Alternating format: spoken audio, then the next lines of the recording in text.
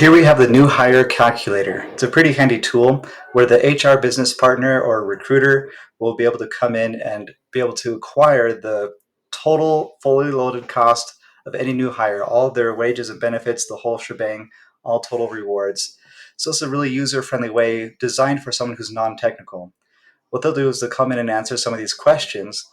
What division are you hiring in? So we'll say finance. Where's the role located? We have some international locations, and then here we have 4 US locations based off of 4 different cost of living zones. So we'll go with US Zone A since it's the most cost effective geographical location in the United States. What level is this role?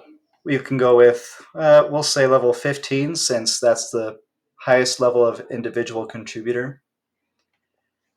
Okay, when is the estimated start date? We'll go with September 1st, 2024.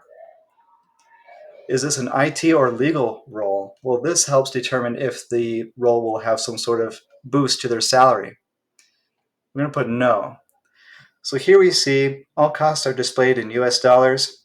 We see that the fully loaded cost is $141,000. The prorated cost in this case is the same because September 1st is day one of the fiscal year with this company.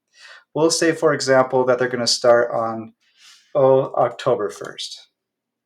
Okay, now we see that the prorated cost went down a little bit because they're missing a month of compensation. All right, so it's going to assume the midpoint in this salary range for this role unless we specify otherwise. And now we see here at the bottom a handy dandy little finance forecast, which also includes this role. So if we know that the budget is 9.5,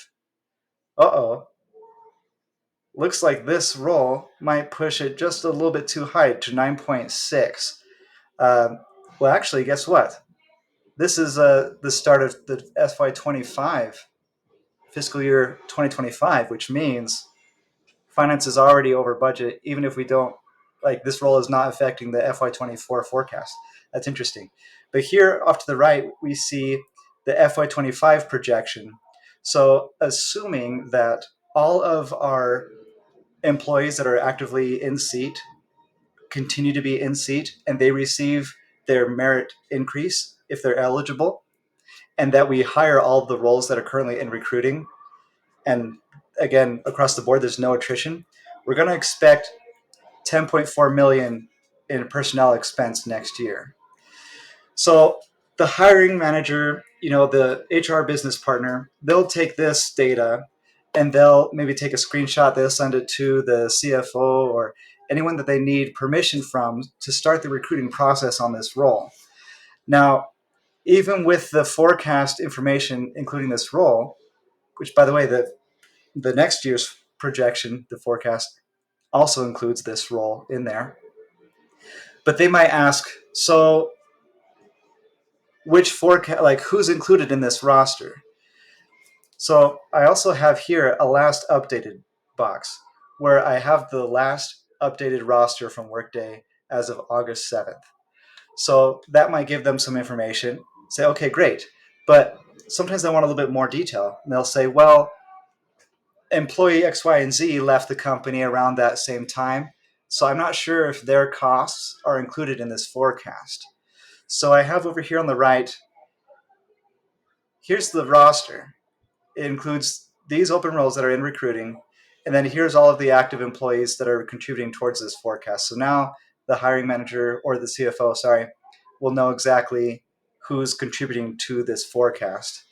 And if they even want a breakdown of all the different total rewards and benefits, we have the breakdown here: salary over time, the annual incentive bonus, retirement costs, payroll taxes, insurance, housing allowance, which is available for certain international employees. Other, that includes staff development or tuition reimbursement, things like that. And then the total fully loaded cost. So now they see the fully loaded breakdown at the minimum, the midpoint range in the salary, or the maximum. But here we're assuming that we're going to be hiring at the midpoint. So this is kind of just FYI. Like if you also wanted to know if we hired at minimum, this is what the breakdown would be. This is what the breakdown would be here at the maximum. Okay. So it looks like the midpoint is almost $98,000. That's the salary. Their prorated costs, they're going to get just under 90 grand because they're going to be hired a month after the fiscal year starts, if you remember. Well, let's say that the offer comes through and we find out they're going to accept an offer of 90 grand. Okay, a little bit below midpoint. Hey, that's pretty good for us, right? That means we get to save a little bit of money. So here we can enter in this optional salary. I'm going to put 90,000. Okay, now we see that it's below our midpoint. It's about, I guess, a third below midpoint there.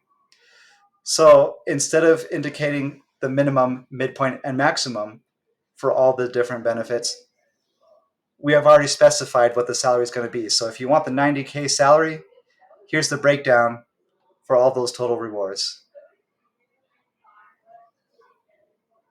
Then when we're all done, all we do is click this reset button, like you turn off the lights when you leave a room, click that, and then everything resets back ready for the next person to use.